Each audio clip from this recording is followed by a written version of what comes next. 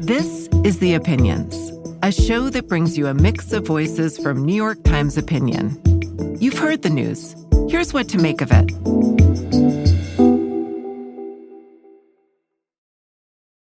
I'm Aaron Retica. I'm an editor-at-large in the opinion section of the New York Times.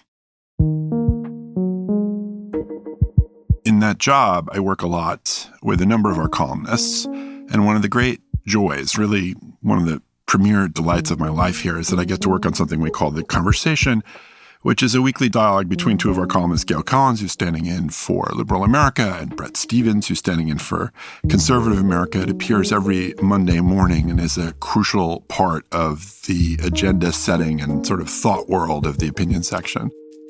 I'm sorry to say that after 8 years, this particular iteration of The Conversation is coming to an end, but we didn't want to just let it kind of drop there. So I brought them together in the studio. They're sitting right next to me to reflect a little on the years they've been doing this, what the future might hold, really just to give us one last conversation in audio form. And in the last written conversation, we asked their readers to send in their thoughts and questions for Gail and Bret, and they did so by the hundreds. You did so by the hundreds. So I'm going to try to incorporate as much of that material into the show as I possibly can. Gail, Bret, welcome. Thank you so much for coming in to do this. Hi there. Great to be here. Thanks for having us. Okay, so for the people who are listening to this who have no idea what The Conversation is, let's just lay out what it is that you guys do.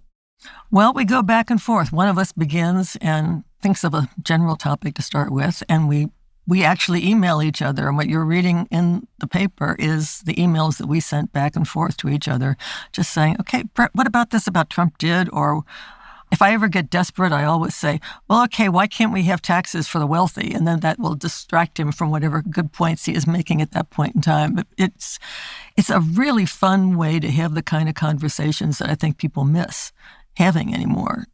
Yeah, I mean, for those who've never encountered us, it is a conversation in a conversational tone between a liberal and a conservative columnist who, despite their political differences, like each other and are prepared to sit down at a metaphorical table with a metaphorical glass of wine. With a metaphorical glass of wine. And sometimes not metaphorical. Sometimes not metaphorical. And shoot the, I guess, the breeze for, the better part of an hour. And we've done it week in, week out for 8 years, and we're just bringing it to a close now because we have books to write. I mean, it's been kind of amazing that the easiest thing we do has been the most popular thing sobering that we sobering. do. And I can't tell you how many times in how many settings someone has approached me and said, is Gail Collins as funny in real life as she is on paper? A story I tell in our last conversation, I was standing on a street corner in L.A., just minding my own business. I think I was waiting for an Uber. And some total stranger comes up to me and he looks at me and says, "You're Bret Stephens," in this kind of nice way. And I thought, I'm being recognized. Yes, I am. So I said, well, yes, I am. And then he laughed and he said, "Gail Collins is my favorite columnist." I had to laugh. I called Gail right away. And that was what the conversation really was about. I think it was not just between us, but it involved so many people from all over the country who, in their way, participated. And Bret is the kind of person who would tell you a story like this. I mean, and that's why people really love him so much, read him so much. But I have said to him, too, that walking around in my neighborhood on the Upper West Side of Manhattan, which is the most liberal Democratic neighborhood in the entire universe, probably, people are always stopping me and saying, "Hi, how's Bret? How's that going? How's he doing?" They really feel like they're talking to him, too. Yeah, but their following question is he dead yet? Not exactly, no. We have a lot of reader questions that I'm going to turn to, but we want to first almost demonstrate a little bit about what The Conversation is. The big story, obviously, over the 8 years that we've been doing this together has been the transformation of the Republican Party. It is no longer the party, Bret, that you were an enthusiast of, right? It's a completely, almost totally different. Yeah. We're all different ages, but we all grew up to some degree with Russia being the enemy and Reagan talking about the evil empire, and now Russia's our best friend, right? And that's just one example of so many. On so many subjects, you know, I think of the Republican Party as like upside downistan. I mean, you know, I grew up as a youthful believer in the virtues of free trade. I remember Ronald Reagan, George H.W. Bush, George W. Bush, John McCain talking about the importance of comprehensive immigration reform, international relations, a strong NATO, partnerships around the world, a tilt against the old school isolationism that defined the Republican Party in the 1930s and early 1940s. All of that has been upended. And so, you know, I remember in my parents' generation, they would sometimes say, we never left the Democratic Party left us. That was a cliche of the time for a lot of Reagan Democrats. And I am on the other side of that, which is that my views are pretty much the same as they were, say, 10 years ago. It's a Republican Party that's just marched into a dark place. Yeah, so it's really a challenge trying to have arguments sometimes, because he really does hate Donald Trump more than I do even, I think, possibly. Can we talk a little bit about the degradation of public discourse that's come with that? I mean, you're talking about it, and so was I, about the ideological changes, right? But there's also just been a sea change in the way people perform politics, and I don't mean perform in some kind of negative sense. I just mean do it, right? You have people really in fear of mobs being unleashed on them online and also sometimes in real life. How much of that is because of Trump? Like, is he a symptom or is he a cause? And how much, I think, what do we have to do to make that change? Because it seems like we're not going to change any of the rest of this if that doesn't change. Get used to the idea that the biggest change in American politics and our history, I always thought, was when people who were living in towns who only, knew they belonged to a party but didn't know anything else, didn't really have any sense, and it was just their little town things that were going on. Suddenly they started getting newspapers and mail and realizing, oh my God, there's a national thing out there and we should look, and who the heck is Grover Cleveland or whatever. But that was so transformed, right there in people's lifetimes, from a thing that was very local and regional to this national argument. And now it's happening for a second time, and it's equally as thunderous. You're talking about the social media revolution, and the media revolution. No, it's true. There is no longer a felt need among the political class to talk to people on the other side. The felt need is to talk to the extremists on your own side. Growing up, I had the sense that politicians at the fringe realized they had to bend to the center in order to gain respectability and broader appeal. Now, the politicians at the center are always bending towards the fringe. And I think that's especially pronounced in the Republican Party, where so many of the senators, governors, whatever, know perfectly well, and they'll tell you privately that some position is a lunatic position, but their public posturing is always for the sake of preventing a primary. And Gail is right, social media, which brings together these sort of accretions of like-minded, angry people, has been a huge driver of that. So Trump really was a symptom of this new technology that created this angry, vitriolic, and increasingly polarized mood. So is there a recourse? Like, how do we get out of that? How do you push back against it? Well, it's not easy, and we won't know in a way, because more media stuff will happen all the time and things will change. But it is interesting to me how wildly enthusiastic people are about the idea that Bret and I can have a conversation and not scream at each other. It's just, clearly there's a hunger for that out there. Yeah, I was always fascinated by the fact that if you looked for the conversation online, like on social media, we basically had no presence. And yet our numbers in terms of New York Times readership, which is not a small number, were incredible. And, you and I would marvel, like, gosh, this piece is just, rocketed northward. And how is that even possible? And I think it's because social media's algorithms are built for outrage, and our algorithm, if that's what you want to call it, was built for something entirely different. And people, I think there is a silent majority of people who want a really different tone in political conversation. They just don't know where to find it. Or how to do it themselves, right? So let me turn to the first reader question because it's kind of on point. To the readers, if I massacre your name, I'm sorry, I'm just reading them. But Linda Musuris, who's from Cambridge, Mass., how did you guys do this? Could you kind of just explain that process? Talk a little bit about how you decided topics, how you were going to go back and forth. Oh, we should just lie about this. Or just, We won't tell. We'll never tell. We'll never tell. No, go ahead. No, it turned out to be very easy. Many people think we actually talked to one another and then got written down, but there'd be a day. Bret is such a genius traveler that he can do all this on airplanes or in kayaks or whatever on a laptop. Especially kayaks. Yes. Yes, kayak was my specialty. I can't do that. I am at home but I'm doing stuff like this. But we just, the day goes on and I write him a thing and then he writes a thing back. And because we've been doing it for a long time now, we kind of know which things will lead into other things and, make sure that we're not being too cranky or too glib or whatever. Yeah, I mean, it was important that we worked hard to keep it light. One of the analogies I've had in my mind as we've done this is that we're like playing tennis, not with the purpose of scoring points, but just keeping the ball in the air and not being too fussy about trying to win an argument. So at no point were we spending time like going to the side and looking up some killer data point to, completely refute whatever crazy thing Gail just said. It was just, the idea was keep the ball in the air. We arrived at this court as friends and we're going to leave as friends and we're going to do it every week. That was, I think, the frame of mind that was central to the enterprise. Okay, so that brings us right to the question that Wyatt Franz had. He's in Phoenix.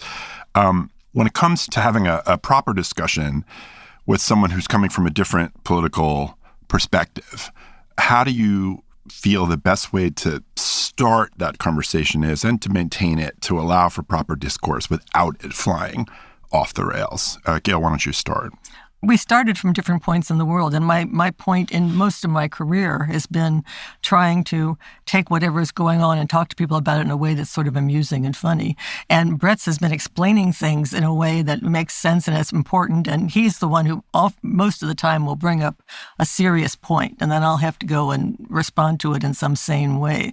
But it's a great challenge. You see, Gail was so nice. What she meant to say was, Bret's usually the one who comes up with an insane point, and I have to go and find a sane way to do it. But to your the question from the person from Arizona, I think it's very important that you not go into a conversation with the idea that you're going to win. It's not a competition, right? It's an effort to sort of learn how the other side thinks.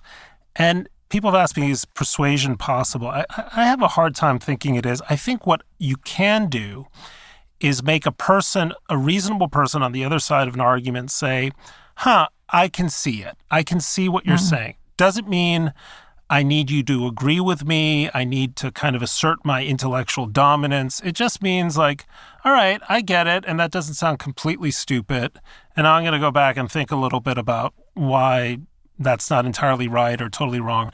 But the moment it becomes a competition, the moment pride gets involved, you're doomed to bitterness. And so that's, by the way, a reason why humor is so important, because it's, as Alan Simpson, the great senator from Wyoming, once said, humor is the universal solvent. It really eases conversations, especially when they come to tense moments. You mentioned persuasion. We were asked a lot about that. By the way, thanks you very much to the hundreds and hundreds and hundreds of readers who wrote in. Thank you, guys. Thank you. Yeah, no, we really owe it to them. Damn straight. Right. Lauren Brooks from Madison, Wisconsin. We really are doing the tour of the New York Times friendly cities. Go Badgers. Yeah. Asks, I'm curious if doing this ever led you to actually change your position. Not 180 degree change, but like, was there something where between the two of you, where you came out thinking differently as a result of your conversation? I would say on gun control.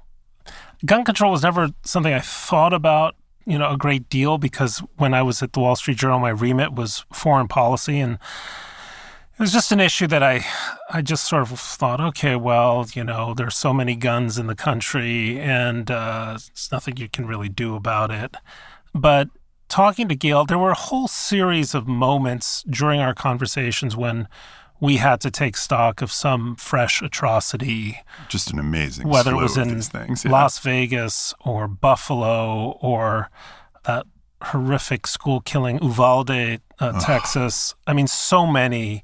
But Gail definitely swayed me on this. And I think at some point I wrote a column called Repeal the Second Amendment, which owes to Gail's influence. Oh. And promptly led to the repeal of the Second Amendment. Yes, showing our influence nationwide. One more question about this whole question of political discourse. This one comes from Ruth Wood. But she talks about how when she was younger, she had political discourse at the dining table every night, conversation with the friends, first kind of mimicking the parents' opinions, but then finding their own opinions over time. But then she said, now I fear that political discourse through news organizations and social media just doesn't exist at all anymore. And the question she asks, I think, is a tough one, which is how do you inform a world that doesn't want to be informed? Depends on what it is. Obviously, there are some things that are so important and so critical that you simply have to say, look, this is the way it is and we've got to argue it. But there's a lot of stuff in the middle, and it does really help if you can make it seem more friendly, if you can make it seem more, something that you're not going to feel like you're an idiot because you didn't agree with all along, if you can feel like you're having a fun. I think that, the fact that we have fun when we argue with one another is a really big, big, important part of whatever we do. What do you think about that?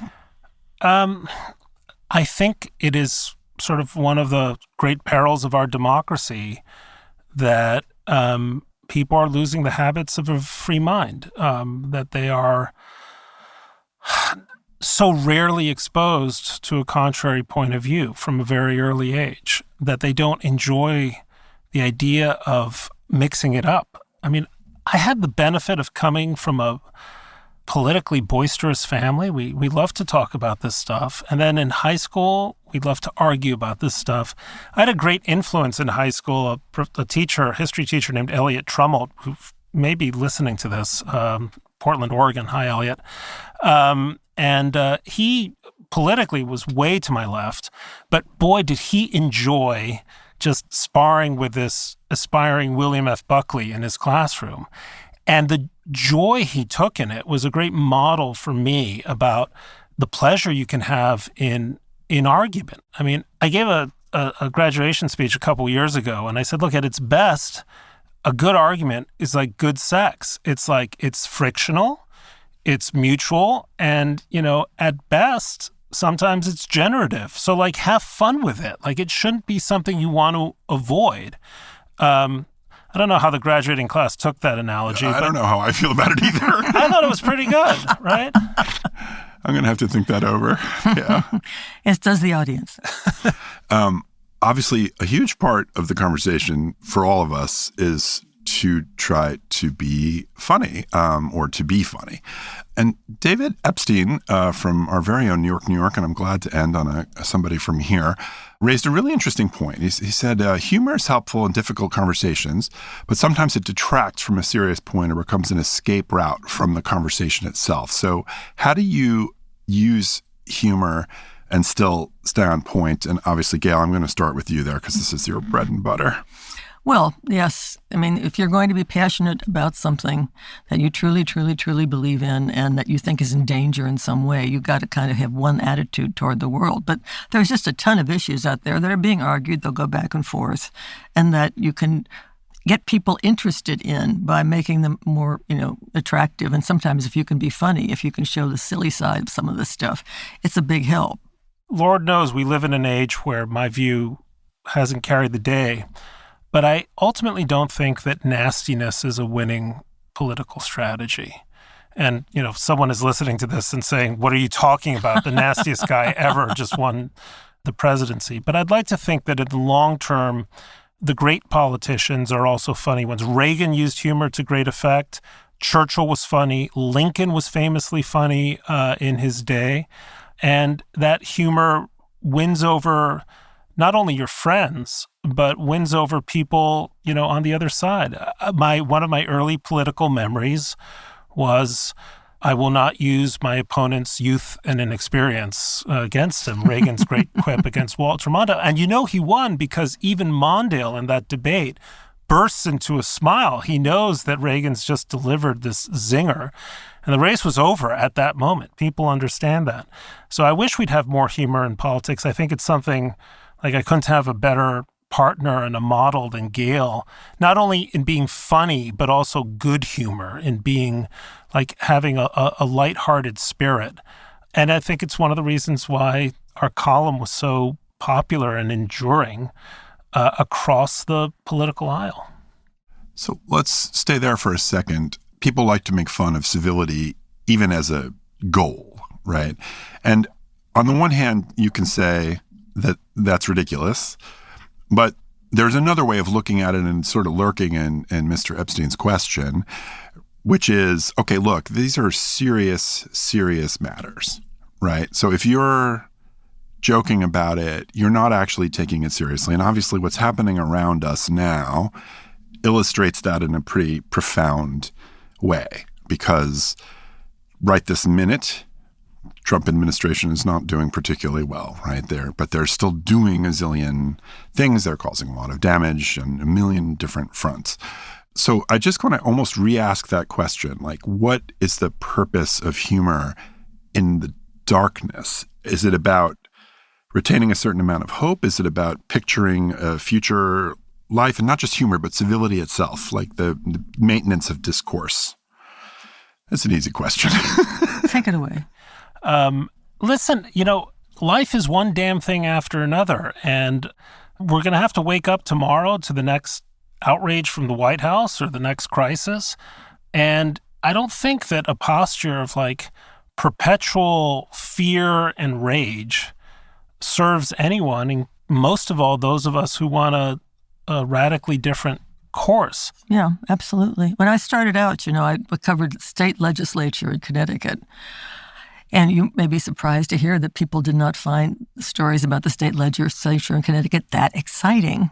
But then I started making fun of them, just finding little things that were silly and then bringing them out. And it got people kind of going in it, and really got me into the idea that you could get people interested in stuff sometimes by amusing them, but not in an evil, rancorous way. And that's been the most fun thing I've ever done. So we often end the conversation, the print version or the digital version, with a quote from poetry or an obit that was in the paper. Always from Bret. Usually coming from Bret.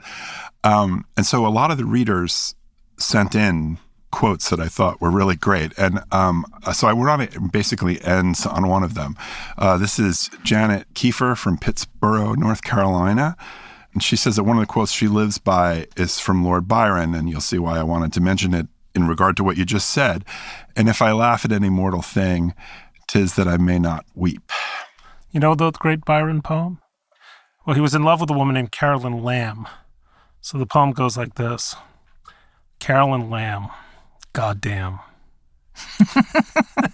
That's good.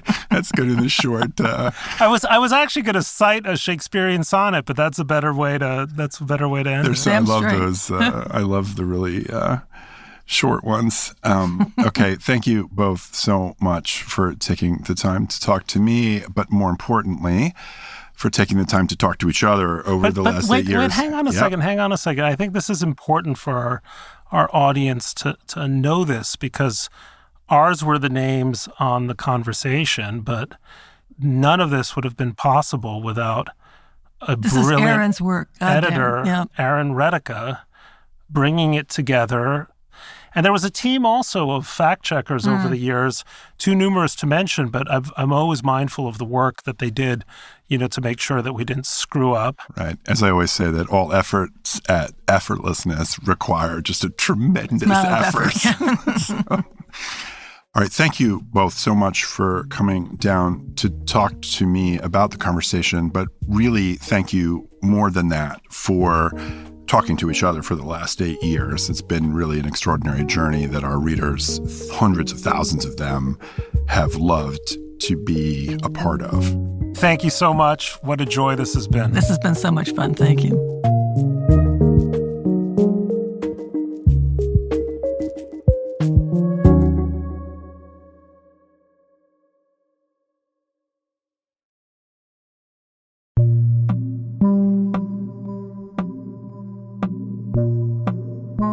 If you like this show, follow it on Spotify, Apple, or wherever you get your podcasts. The Opinions is produced by Derek Arthur, Sophia Alvarez-Boyd, Vishaka Darba, Christina Samuelewski, and Jillian Weinberger. It's edited by Kari Pitkin, Allison Bruzek, and Annie Rose Strasser. Engineering, mixing, and original music by Isaac Jones, Sonia Herrero, Pat McCusker, Carol Saburo, and Afim Shapiro. Additional music by Amin Sahota. The fact-check team is Kate Sinclair, Mary Marge Locker, and Michelle Harris. Audience strategy by Shannon Busta and Christina Samuelewski. The executive producer of Times Opinion Audio is Annie Rose Strasser.